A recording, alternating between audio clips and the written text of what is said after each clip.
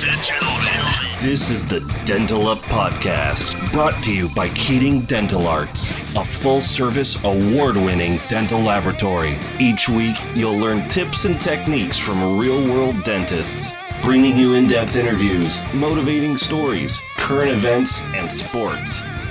Here's your host, Sean Keating. Hey everybody, Sean here. Welcome to another episode of the Dental Up Podcast. My guest today serves as a consultant to a variety of dental manufacturers and is the clinical content consultant at Spear Education. He is also a basic and advanced trainer for Patterson Dental for CEREC Technology and editor at CERECDoctors.com, the magazine. A graduate from the Ohio State University College of Dentistry and currently living in Cave Creek, Arizona. Please welcome Dr. Mark J. Fleming, DDS.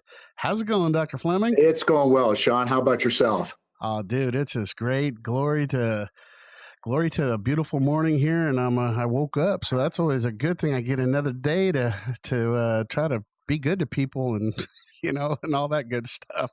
That's what we say. You're on the right side of the sod, my man. That's it, man. I love it. It's just it's awesome, dude. But hey, I can't thank you enough for coming on board. I know we seen you guys back in Chicago a few months back, and it was just so great to catch up with you and your beautiful wife. I just love your wife. She's just got such a great spirit to her, and just always happy and a great attitude, man. Isn't that wife a great one of yours? How long you guys been married? Like 40 years or something? 43 years this year. Oh, congratulations. We're waiting for our new grandchild any day. She was due yesterday, so we're on pins and needles right now about that. No kidding. Now, will this be the first granddaughter or? No, it's going to be a grandson. Okay. And we've just waited a little while in between grandchildren, and our grandson is actually 23. So just a few years in between. So this is a great grandkid or no? No, just grandchild. I mean, he is great. He will be great, but it's just how we roll here at the Fleming household. Oh man, that's so cool. Well, dude, I always like to start off with sports, man.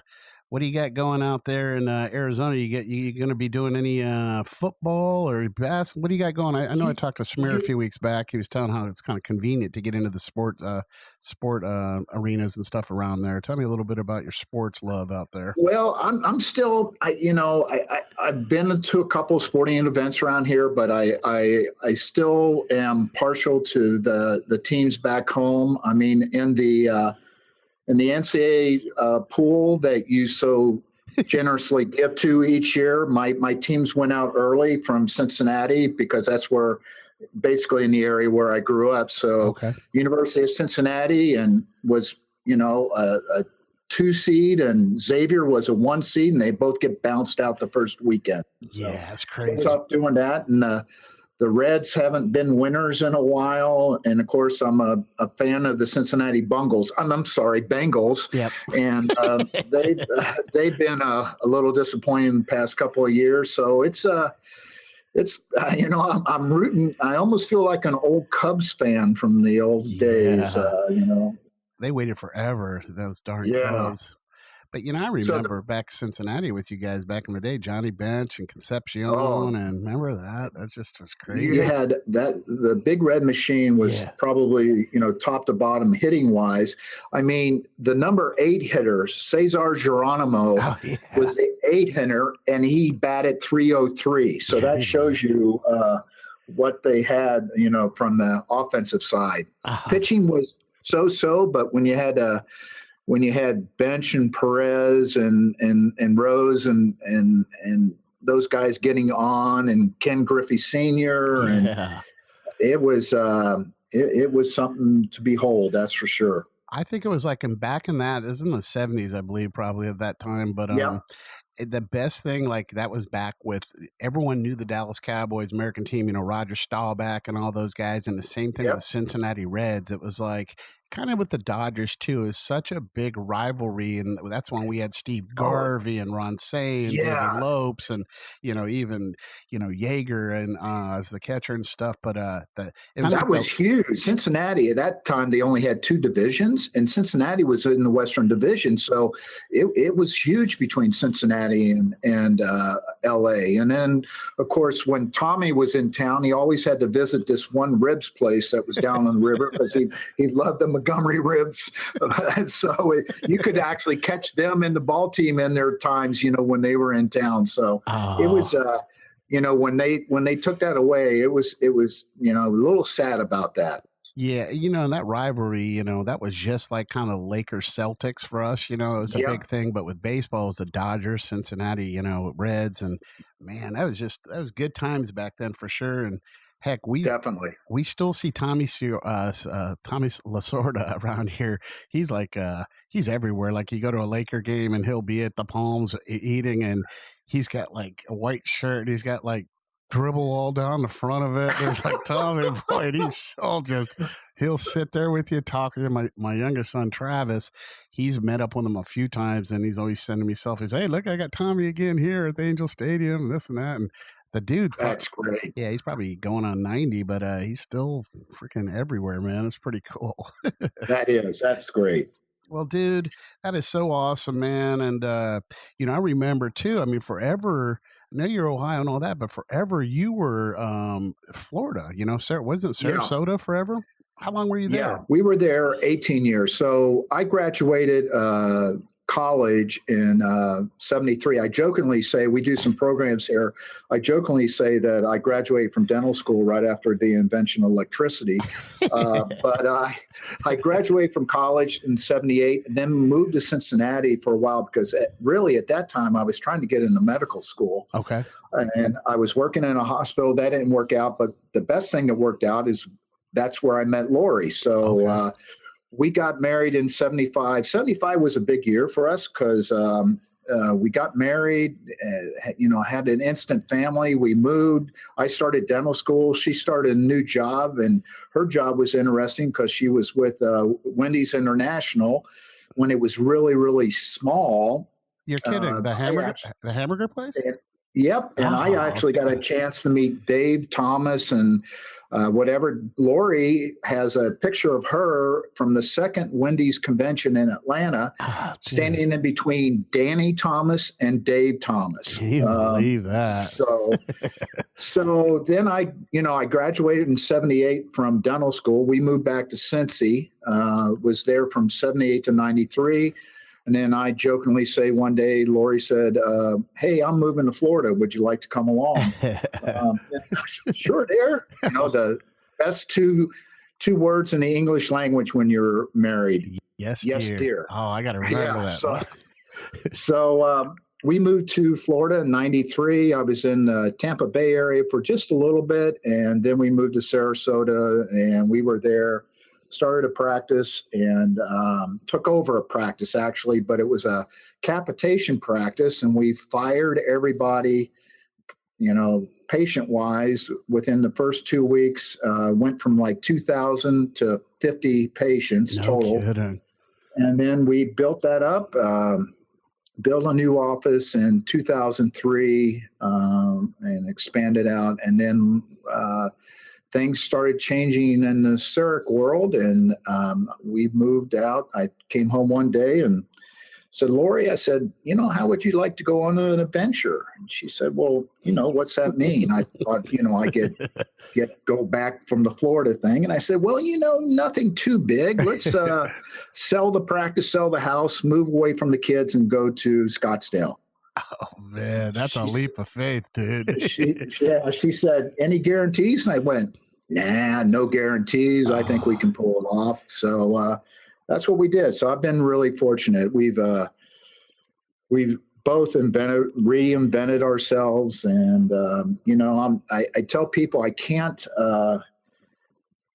retire because I don't play golf that well. So I have to keep busy, and I'm really, really enjoying what I'm doing now. And actually, so is she. She just became the pastoral care minister for a large Unity church here in town. So she's really happy doing what she's doing. I'm really happy what we're doing. Our son and daughter-in-law moved out here a couple of years ago, and they're the ones that are expecting. So life's good, Sean. Oh, Life's dude, really that good. is so. And I remember your wife. She was pastoring back in the day for a while, and then Yeah. she was just such a bright light when you talk to her, and that's kind of neat. Really cool, dude. That how you guys made a leap of faith out there. I know. I mean, I was talking to Samir a few weeks back how he went from LA out there, and Yep. I kind of no guarantees. You kind of just got to do what you got to do, and it's hey, look, it's come total. Well, what a great thing. Sean, I remember back in the day that this lab guy was working for a lab and decided to take a leap of faith, and look what he's done now. So, you know the feeling. It's something you believe in, Yeah. and I think dentistry as a whole, when you start looking at this, if you really believe in what you're doing and taking care of the patients, or in our case, helping people learn, from a teaching aspect and what we do. I mean, that's what life's all about, is how you influence people and help them out. And in that way, they can pay things forward. I always remember back in the day when you were tremendously helpful for me, you and Bob. Yep. I'll never forget those days, and that's Oh. because you made you made the effort, and it sticks with me to this day. So Oh. thank you very much. Oh, dude, that's so cool. Noah, thank you. You helped me so much at starting off, with we're doing all your work, but then you're such a big voice on Dental Town. I mean, your tagline is friend of Flem. I'm a friend of Flem, Mark Fleming, Yep. and your nickname's Flem. And it's just, I used to always kind of go, oh, is that some Flem? No, it's the friend of Flem. That's right. But you have a lot of friends, and man, you've helped me out. Totally, God, I can't thank you enough, but dude, that's just neat how life, throws things at you and how it happens. And just, from you bouncing from Cincinnati down to, going to a warmer weather place, that must have been beautiful Yeah. for you to go to the heat there. And then to go out to Scottsdale. And Scottsdale is one of the most booming places. It's got some of the biggest tech and some of the biggest companies in the world right there. It That little does. town, man. And it's just, it's turned into an oasis of, I mean, I go to that little Princess Hotel. I was, saying that in the Yep. past. I go to that little place and they treat you so good. They got great golf right there. And then they take your little, they have little cars there that take you into the little town, and it's just neat as heck. And then we do that Barrett Jackson thing, and I just go look at all the cars. And my wife's like, no more cars, but we just go to look and have fun, man. But that's so awesome. Well, hey, dude, let's dental up here a little bit, and Okay. let's just say, let me ask you, why did you get into dentistry, and at what point did you think I want to be a dentist? Well, actually, like I alluded to before, I was trying to get into medical school. Okay. That wasn't working out. I met Lori. I decided, a good friend of mine and also a client of yours, Dennis Murphy. Okay, yeah. Murph and I were actually living together after we both graduated from college in '73. Okay. And we were actually both trying to get into medical school at the time. And Murph decided to switch gears and get into dentistry. He got accepted, and I thought, well, you know what? I'll try this out. And I ran it past Lori because I had already proposed to her. And so it wasn't something that I had looked at for a really long time. In fact, I only applied to one school. I applied to Ohio State. I jokingly say it was so long ago, it wasn't even the Ohio State then. I got in, but I did it without any recommendations or anything. I was just kind of doing it by the seat of my pants. Uh-huh. Another interesting thing about that was there were 4 of us who graduated from high school together the same year, and we were in 4 different classes at Ohio State in dental school because one guy got in after 3 years of college, another guy, graduated 4 years. Murph got in 1 year out, and then I got in 2 years out. So it was nice at that time for me because even though I went in 2 years late, it was a 3-year program. So things were condensed. we pretty much went to school all year round and got going with that. And I say that I didn't really think about dental school or becoming a dentist until the second quarter of freshman year. I was still thinking about, that first quarter, maybe going to medical school, but I'm so glad that I was turned away from that. They say a door closes and another one opens. The way that medicine was there and the way that I was able to practice, on the dental side, I'm glad that I had, close to 40 years in the private practice arena. I really, really enjoyed it. I was surrounded by great team members and support like yourself and my Patterson rep. I'll give a shout out to, Jenny Chipman Jenny Rodriguez when we started. She was instrumental in my success and all the team members that I worked with over the years. That's what helped make me successful on the dental side. That's so awesome, dude. I mean, that's just great. Now tell me, when you got out of dental school, did you go associate for someone or did you open a practice? Tell me about that and some of the hurdles you faced when you were first starting off.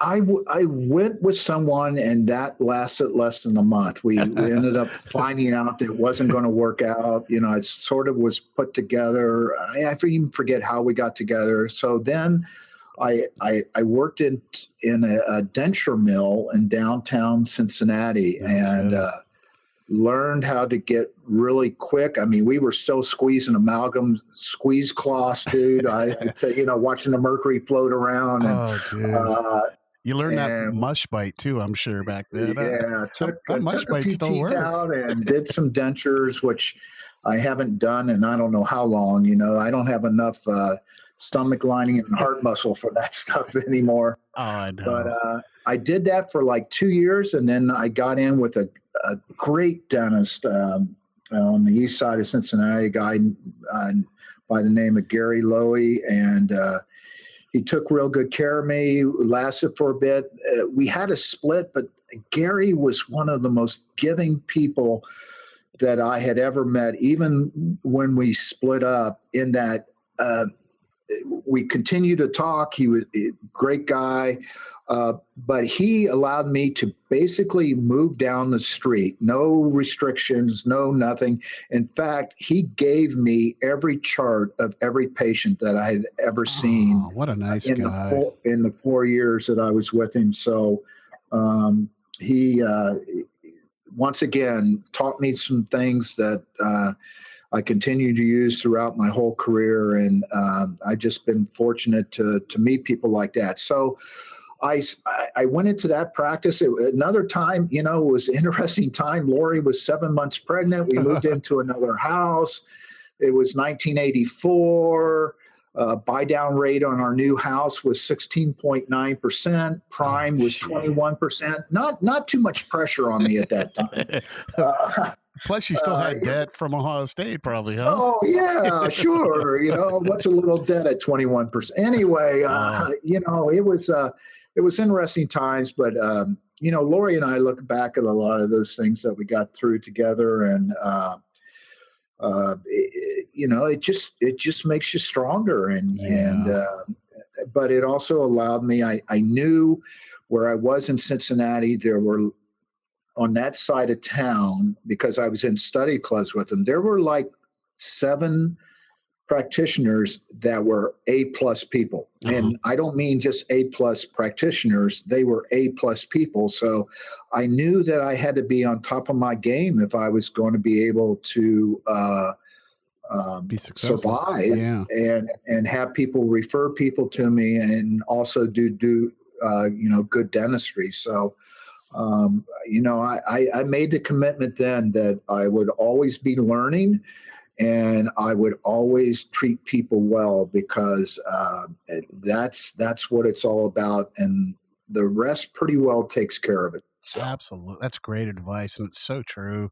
Treat people good, just be stand-up person. And and don't count the money. Don't worry about that. Just put the time in and it will come. And it's just too many people get focused. Some of the younger dentists starting like, oh, I got to make this much. I got to do, just get in there and hone your skills and get into the trenches and, just put your dues in, and it will come as you get people talking about you because you treat people good and your staff does. And you've always been that way. And your staff was always top notch, and it still is to this day, man. But that's just so cool. So tell me, when you bounced out and went to Sarasota and started your practice, when you opened up your practice, did you build something out? Did you buy something from somebody? Tell me on that journey, how that happened. I bought it was a 950 square foot space that I went into.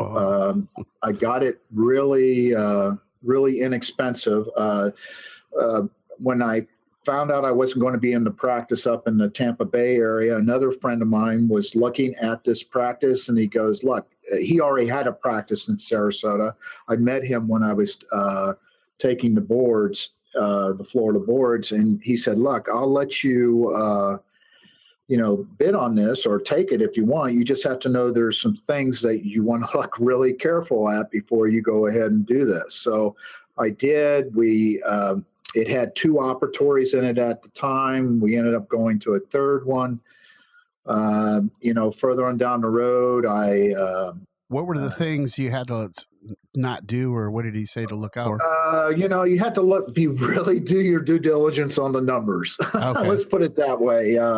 Maybe numbers wouldn't tell the whole story about the place. I don't want to, okay. I don't like, if you can't say anything good about somebody, let's just don't say anything at all.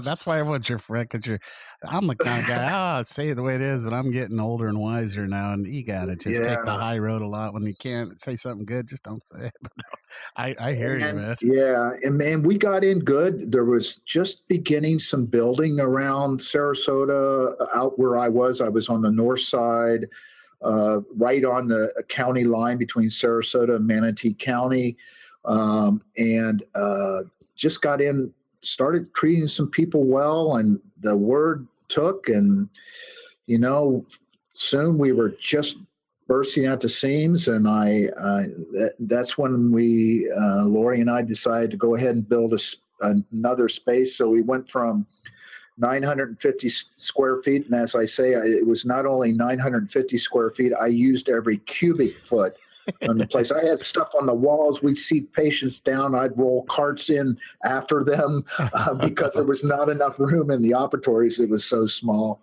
And then we moved to the new facility, and it treated us well. Lori was doing some interior decorating, and everybody that came into the office just was like, it was like they would walk in and go, okay, this is really relaxing. And so she did that part of the office, and then I was really starting to get in technology of computerization, and of course the CEREC machine, and we did really well until we made the leap out here to Scottsdale at the end of 2011. No kidding.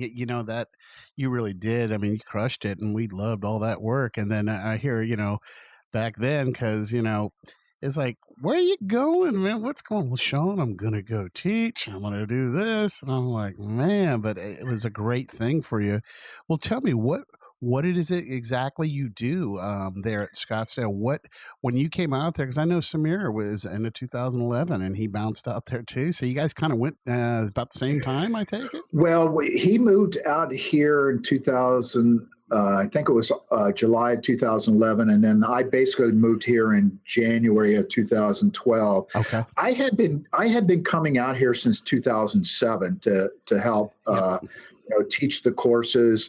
The thing was, when I first started coming out here, a couple of things.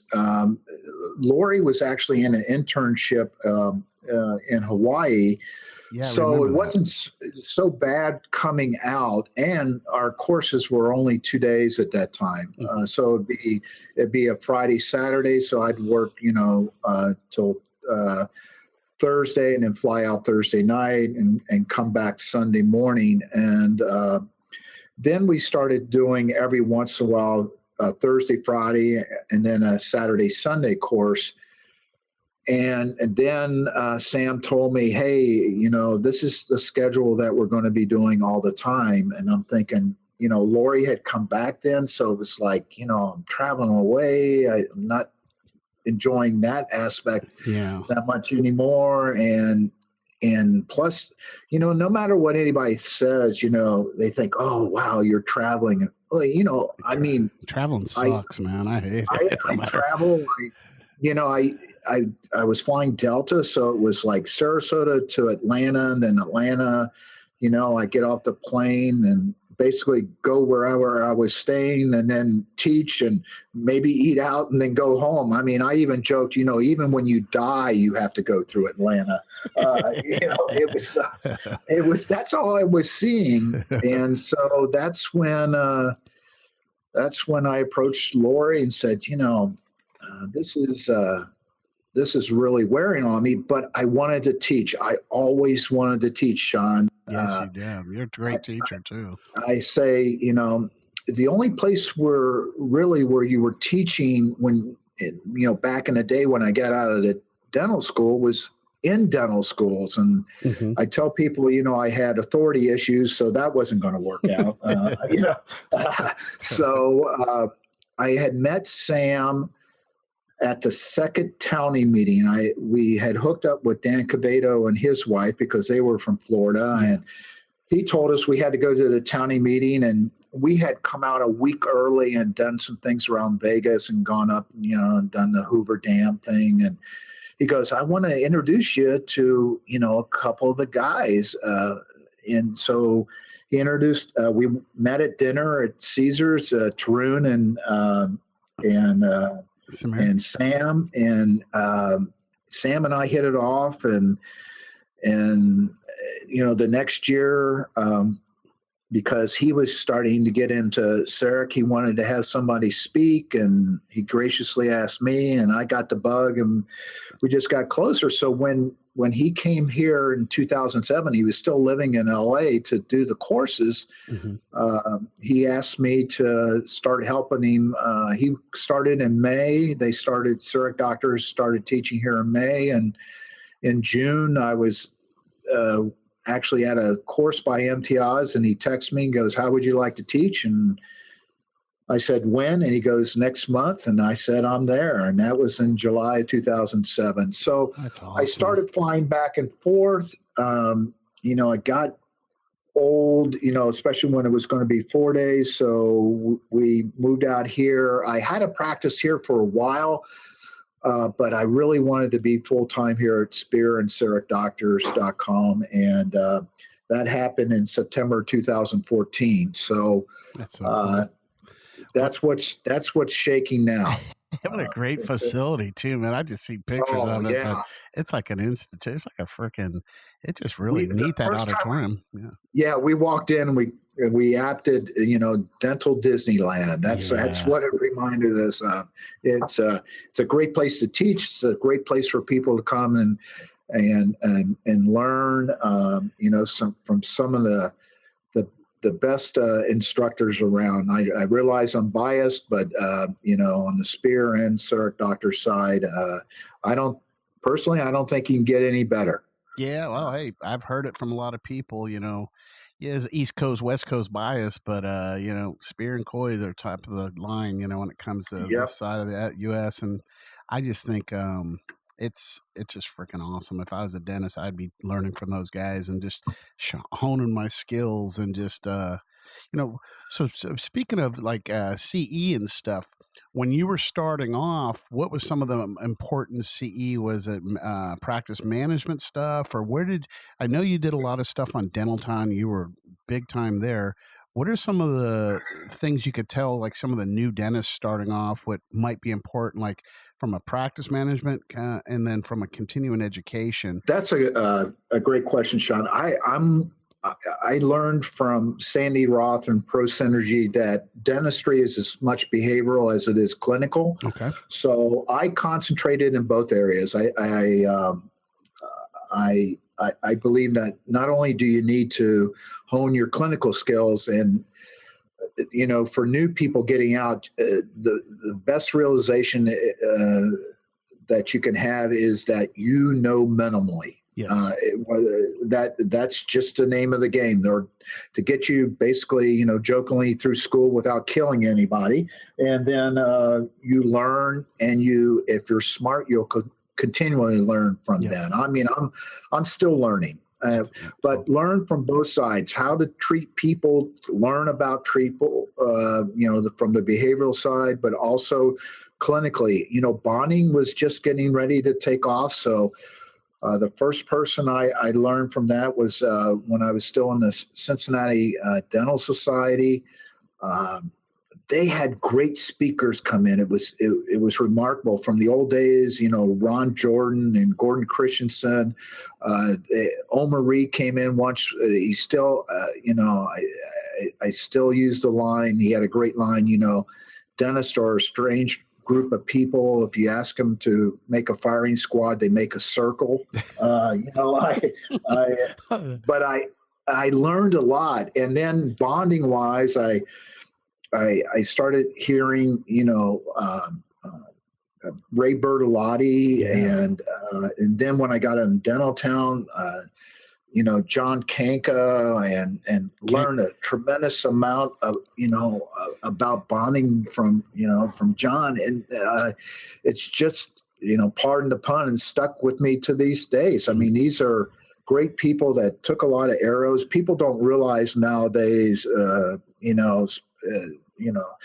you sit around with John Kanka for a while. It's amazing the grief that they took in the early days on bonding, and they were right. I mean, that not the people. John was right, and just think about the dentistry nowadays that relies on adhesion and predictable, bonding, whether it's direct or indirect.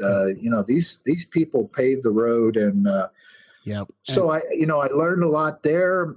Dental Town. I mean, dude, that's how I got to know you at the meeting, and people talking about you. And I came up to you at that meeting and said, hey, I want to start sending you stuff. I just want you to know, I also do some in-office stuff, but I hear great about your work. I still see, people singing your praises still to this day on Dental Town. I remember with you the beginning, you were just so gracious, you and your wife, and because not many dentists were going with their wives, and that's why I told Samir, it's like always great to see him at a show because he's always with his wife, and I was always with mine. Same with you and stuff. But I remember we were at Ditka's one time. It was like 04, 05, and I was kind of popping off saying, and I'm like, this guy made his teeth and stuff like this. And we go in there, and upstairs we walk up there, and we were going out to dinner together. And I remember we seen him. Remember, he's with Erlacher and a couple of Marines, and he was at the table. And I go, hey, Mike Ditka, hey, I'm Sean Keating. I made your teeth, and Dr. Luyan Nguyen out in Florida, and he goes, yeah, man, these are the second ones you did. I go, yeah. He goes, these ones are kind of loose on the bottom. He's shaking the bottom. But I'm like, dude, he's like a pit bull, man. That dude ground those things down. He's just so hard. But I remember I was just so proud that, because I never met him. I just knew I made his teeth, and he had a picture that he signed for me and stuff like that. And I told him that, and he goes, well, yeah, Sean, good to be in. And I remember you were there to witness it, and it was like, so it was huge, man. I mean, we're seeing Ditka, with a cigar. They were smoking cigars back then too, inside the place, and they were just kicking back. But that brings up another thing, Sean. Talking about new grads and whatever. Think about how long ago that was, and we're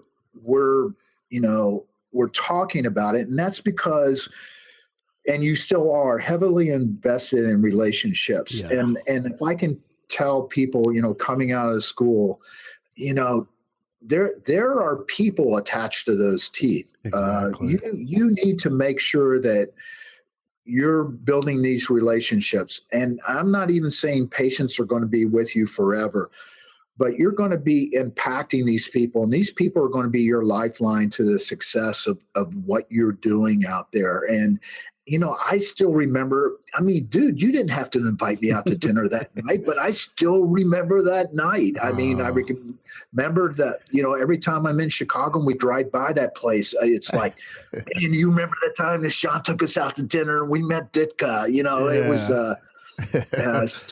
still remember those. And that's, it's not only dentistry stuff. It's life lessons, exactly. and that's what makes it all worthwhile.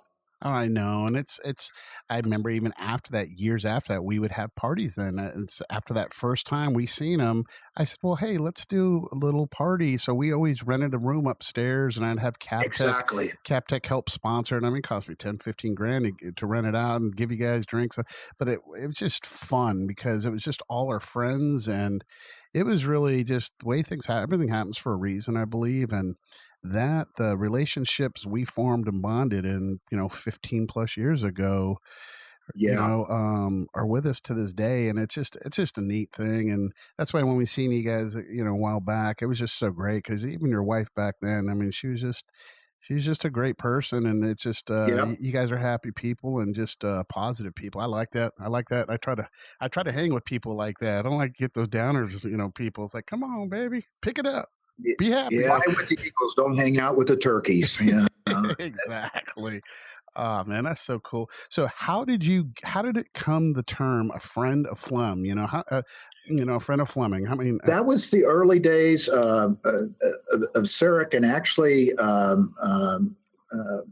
it was funny. I got a picture taken or whatever. I think it may have been even Rosenblatt kissing my ring or something. And Darren Greenhall tagged that with the saying "friend of Flem," and then Todd Ehrlich made this gift that was on Dental Town, and then just everybody wanted to be friend of Flem. I mean, that and $1.25 gives you a cup of coffee. I don't know, I don't know what the thing, but it was cool. It was my 15 seconds worth of notoriety of everything. But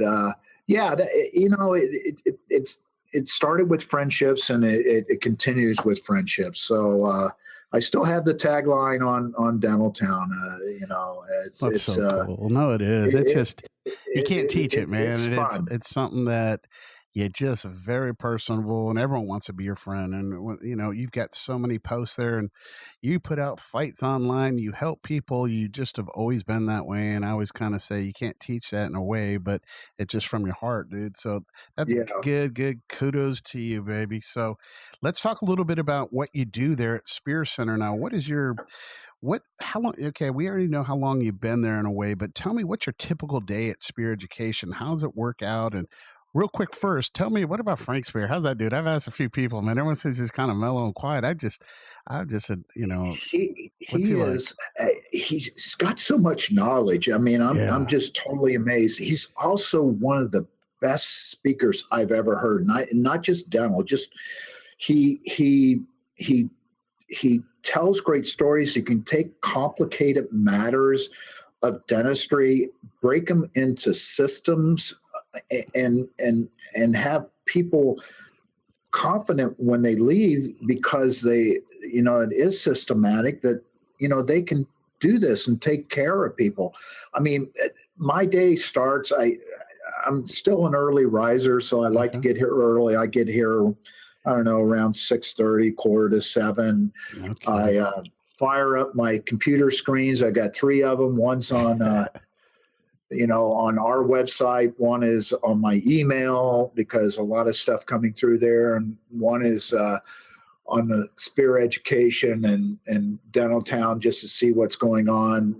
And what I do depends on, do we have courses going on? Because I help Sam and Mike Scramstead, and we just had a course here also with Ross Enfinger. So I'm helping out logistics with the coordination with the lab, what we're doing there. I check out and proof all the stuff that we write.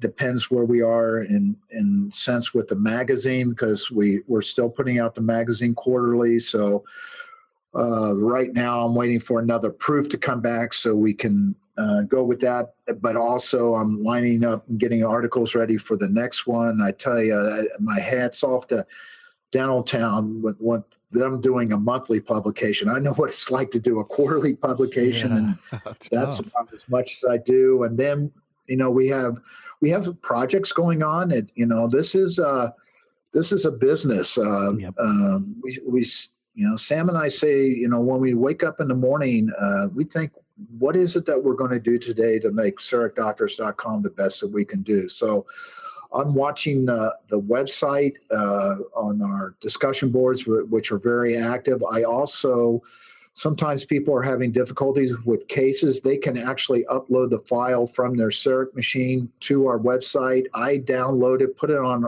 my machine that's actually in my office, and then I do a screen capture video, and I can get it turned around pretty well in like 10 to 15 minutes. And so I'm not only helping that person, but I'm also helping, others that may be having the same problem. We have over 2,700 videos on our site now. That's awesome. We're getting ready, soon. We're waiting for the next software update. And when that happens, Sam and Michael, we'll probably have another 100 videos go up just on that software release alone, because we've found that instead of having long videos for what people do with the software per se, we try to break them down to 7 to 10 minutes max, because on this aspect, that's what dentists with this technology want to see. They want to get in, find out what they need to do to make this go, and then get out. Whereas we turn over to Spear, and I also monitor over on that side, longer videos that are based on their seminars and also study clubs that they do. It's an interesting thing with what we're doing here digitally, Sean. It's amazing. Getting stuff out, but when CEREC Doctors was first formed, it was so courses didn't need to be taught. Everything would be online, but that's not the case. People still want to have the hands-on experience. So, we do seminars, we do workshops. So, I have an involvement with that also. So, people ask me what I do. I kind of jokingly say, I'm vice president of everything left over. It's what You're kind of like me. I would say you're kind of like the VP of operations. Just kind of everything going every which way. Well, we have, we do a lot of sharing, but there's a lot that goes on. So like we just finished up 4 days of courses, starting last Friday. My day is full of meetings today, but I'm also watching the boards and making sure things are moving smoothly there. We have a weekly planning session that Sam and I meet on, and then afterwards we're meeting with our marketing team, and it's a real job.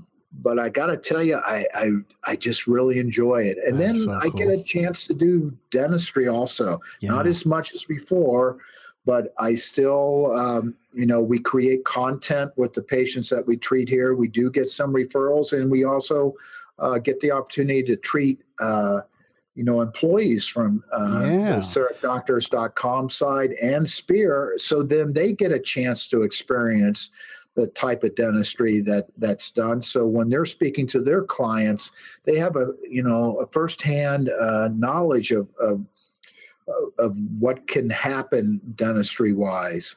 So it's a fun place to be in right now, my man. Oh man, that is so neat. You need to send me some of those digital files on those employees, and we'll donate them our services to show you what we're all.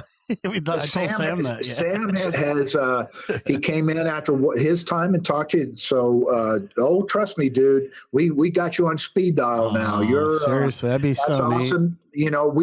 And that's what I'll put a plug in. That's what people need to know.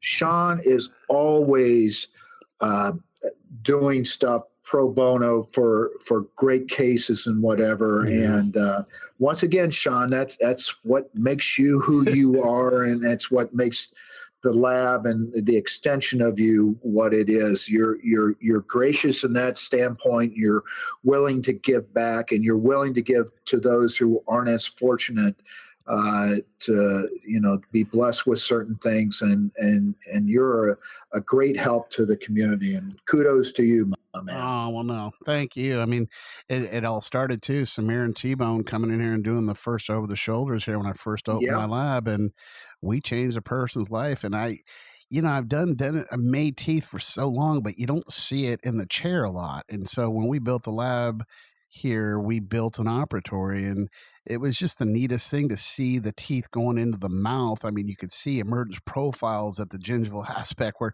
when you're fat and bulky there, you see this tissue kind of blanch if it's a little bit subgingival on the margin. And it's like the doctor would say, look at this. You really got to keep that flat emergence profile. This is why. Look at how it's blanched in the tissue. And then just contact circles and just how teeth fit in occlusal tables, buccolingually narrowing those tables.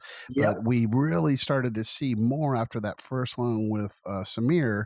I mean, I did it the old job, but it was just, I was a manager of a department, and I didn't get in to see a lot of the stuff being put in the mouth because I was out there cracking the whip. But when I started my own lab, I knew that the education part was just so important to us. And with me, I just get almost a tear in my eye when I get people that are not so fortunate that they can afford this teeth.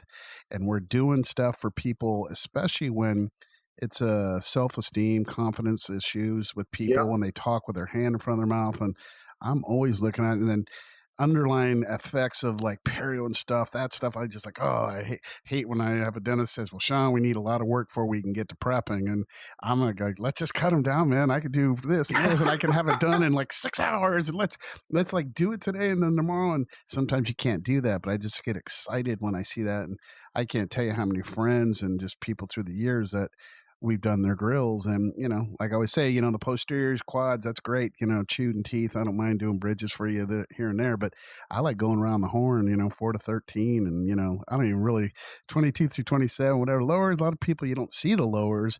So I'm not so enamored with it, but usually it's 10 up top, 10 on the bottom, usually, 20 teeth. Changing people's lives. Change their lives. And it's just, I just did one of my buddies from Austin, Texas, I grew up with since first grade. And we flew him out, and 2 days later, he went back. And, I tried to do it with dentists in his area. He lives in Austin. And so I called like 4 or 5 of my dentists and like, dude, what would it be? Can I send my buddy and I'll do the lab work? What kind of deal can you give me? Because I'm going to do this for free for him. And, they come back, well, I'm 15 grand. I'm 14. And I'm like, is this with the discount? And they're like, yeah. So I said, Mark, let me just fly out here. I got a dentist. He'll do it, for me because I work with him and no charge, and I'll do the lab work. And he still texts me, and what a difference. Cause I don't know. I just, we love it. And just like with Samir, we got talking about it, and just, it is what it is. If, the digital thing is just such a neat and amazing thing. I did it to where I had a lower bridge, 29 or, what is it? 19, 20, 21, 20's a Ponic, lost a premolar way back in the day. And, so we went, I had this PFM bridge forever, and I went to my doctor around the corner, and he had a little scanner and stuff. And I went in there, he cut that thing off in about 2 minutes, and, did that anesthesia where you touch the little thing not even a shot. I don't even know the name of it, the drip thing or something or whatever it is, or the wand. I think it's the wand anesthesia thing. Freaking amazing, man. It's like, what the heck? It's like no shot. And I was just numb instantly. And then you're not in a block situation where I could go eat like 20 minutes after I got the bridge in there. So it's like, wow, I love this. But anyways, we did it monolith, and it was a 3-unit bridge. I even did it out of my Bruxer aesthetic, it's just very beautiful monolithic and stronger than heck, still 650 plus megapascals of flexural strength. But I went ahead with that because, my mouth's open a lot. I want it nice looking or whatever. But man, there was no adjustments. We had it done that day, and it was like, went back and put it in, and it was the most easy because I got a few single units here and there, and I break them, I break everything. But what an easy thing, and just the freaking technology, man. I've been doing this stuff for 33 years, and wax, metal, cast, lost wax technique, all this stuff. Yep.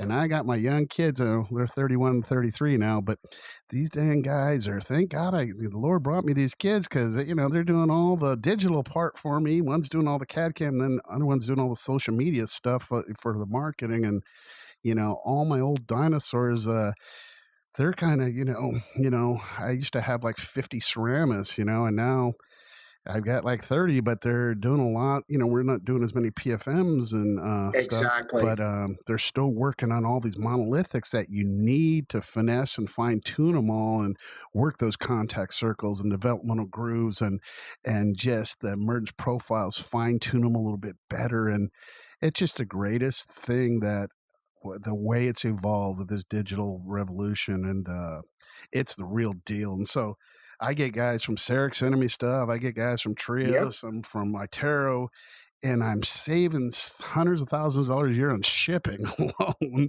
that Exactly. I don't have to do this stuff. But the accuracy, man, the freaking margins, and just, there's some of my desk doctors are these Sarek dudes that, and other digital guys that, because you see things so magnified, and it won't kind of let you go on to the next stage unless it's clear at this stage. And my whole thing is that marginal integrity, find that margin, and then, preps, round off those corners, stuff like that. But I see it with these newer, younger dentists, some of these guys in their 30s and stuff coming on in. It's all going to be going a lot more to this. More so than, it's amazing. And guys like you at Scottsdale, the Spear, center, it's important, to teach these guys properly, because dentistry is so much more predictable now. It's freaking pretty amazing. And it's just something, I get excited about it. And especially since I had something done with me digitally, modelless even, and it's just freaking, it's a game changer for sure, man. And I don't know. I just think, it's great one-day dentistry too for the Sarek guys, and that's always going to be there. And I still don't think that's going to be a big thing for me, because I still have a lot of the Sarek guys, and they still use me for the other services, when it comes to partials and denture. Even that stuff's going to be coming digitally too in the future, and it is. But it's exciting. It's just got to embrace it. And some of the older guys, they're even, looking into it as it gets easier and easier for them to click in, there's no more powder. There's been a lot of neat things. And in 5-10 more years, it's going to even advance even more, I think. And just for the ease of it and for the patients. And I think it's just a win-win. I agree. It's, I think it's a great thing of what you just said there, Sean, is that, even though the digital aspect is out there, you're still busy. Yes. And there was the misconception that when digital dentistry was coming on, that, the labs were going to die. And that what may have been true if you kept doing business the old way. Exactly. But any business, whether you're in dentistry as a practitioner or as a lab, almost need to reinvent themselves every 5 years. It used to be 10 years, but nowadays, you need to be up on what is going on. Yes. Absolutely. Technology-wise, it doesn't necessarily mean you have to be up on everything, but keep your eyes open, and don't think that whatever you're doing right now necessarily will be the way you're going to be doing things 5 or 10 years down the road. The simple thing of a phone nowadays, just what it was 10 years ago is incredible. Computers, marketing, and social media. I think you're going to, once again now, because of everything that's going on out there now, you're going to see a redoing of social media, because now people are going to take a look at it maybe with a little bit of a jaded atmosphere. Absolutely. But you also know that's the way that you can affect more people. So it's like, keep going, keep doing things, keep doing things better, and keep the relationships intact, And for me, in my humble opinion, that's the recipe for success. I think that's a perfect advice, man. I'd almost say let's drop the mic, but I got a couple more questions on that. Go right ahead. So what do you think about, do you think it's important for these younger doctors to get into this technology, and what are some of the, do's and don'ts? Like, do you think they should be purchasing something straight out of dentistry, straight out of dental school, or what do you say some of the do's and don'ts for some of the younger people starting off? Because it is a big nut on that system, Yes. but yet maybe you hold off on that, the X-ray system. Tell me a little bit about some of the do's and don'ts you think starting off. I think when you're starting out, you need to be able to financially do your due diligence on any major purchase, and dentistry isn't a inexpensive field to get into, so you're already looking at equipment, whatever. See how it's going to pay off for you. Is it going to help you do things better? Is it going to get you more new patients? Is it going to be repeatable? So from the digital side, I'm biased, but I also, when I talk to people who haven't gotten into it but are looking at things, do your due diligence. There's a lot of things that you can do from the digital side. Know that it's going to take a capital outlay to do that. So how's it going to fit into your business plan? Have a good business plan. Have a good business advisor helping you along. Talk to people who have done it. Talk to people who have made it go. Talk to people maybe that didn't make it go, and then look at both sides. Put it down on paper. What are the pluses? What are the disadvantages? I think. Not that I think. I mean, I believe digital is here to stay. Absolutely. But then also, you have to have the education standpoint of knowing the why. Sam and I and Mike preach this a lot, especially since, we're in such close proximity with Spear. Mm-hmm. Understand why you're doing the treatment. What's the foundation of the treatment planning aspect? Why am I going to do this? What kind of interdisciplinary care do I need to bring into this treatment plan? And then, digital can be one of the tools in your tool belt that's going to pull this off. What do I need to know with a specialist?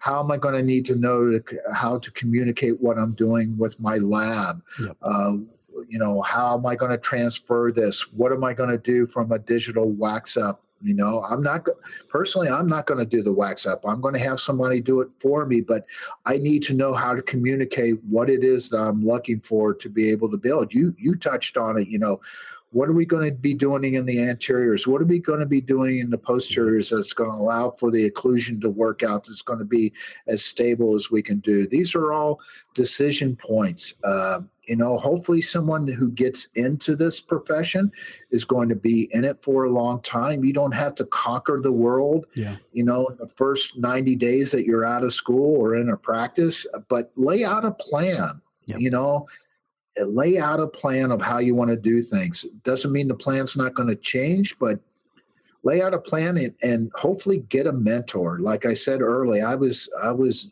very blessed and fortunate to have mentors that helped me get started and keep going. I have mentors to this day, but I also try to give back and help others along that line. So that would be my advice. And also learn how to treat people well, because, one bad deal and talking, not necessarily on social media, but, playing golf or, if people are playing cards, that can be huge to a beginning practice, or even while you're still in practice. Bad news travels fast. Yes. So learn how to treat people well and learn how to treat dentistry, learn the foundations, learn how to treatment plan, That's what Spear does so well. He does. And I think one of his biggest ones is that worn dentition one. Doesn't he have a course like that? And I've had several doctors talk about it.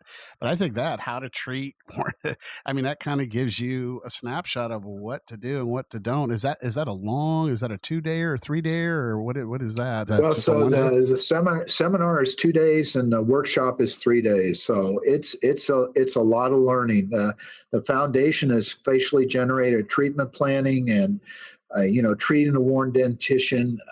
Those are 2 great, not only seminars, but workshops to go through.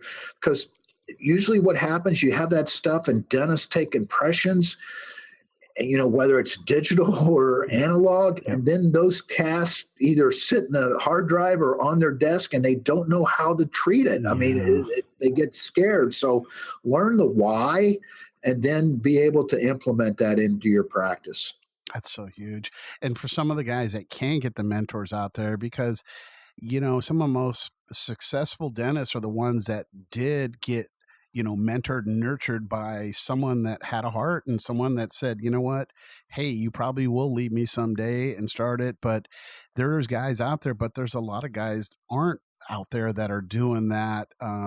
So some of the dentists, it takes them 15, 20 years in the trenches and finding things on their own, of trial and error. And I'm not saying nothing's wrong with that, but it just, I think with the whole Dental Town thing, the whole Spear thing, it's like you don't have to, the whole SericDoctors.com thing, you don't have to practice alone anymore. And exactly. And I just think that is so neat. But even too, I do drumming and I do little drumming lessons online and stuff. And it's great, but I love it when I have the guy coming into my jam room and I have another drum set and it's like monkey see, monkey do. And I get so much more out of that by seeing it and touching it and feeling it together.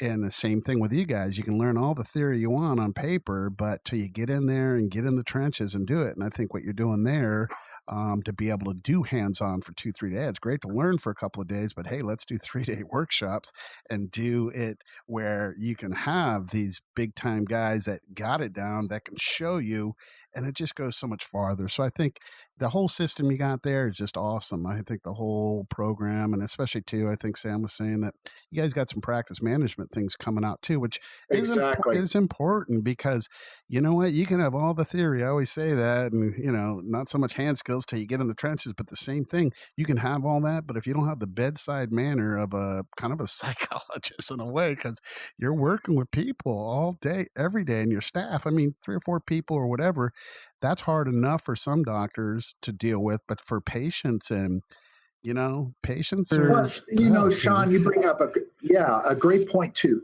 Dentistry is a profession, but it's also a business. Unless you're doing this for purely altruistic reasons only, you have to make a living. And Sam touched on the Spear practice solutions now that they have now from a business standpoint, because trust me, the business aspect we got in dental school was like, a week, 0 to 9, a week, and like lab experience about a week or 2 there too. But, exactly. And now there's things they can have that can tap into the practice management system that, even though we have it now, you don't know.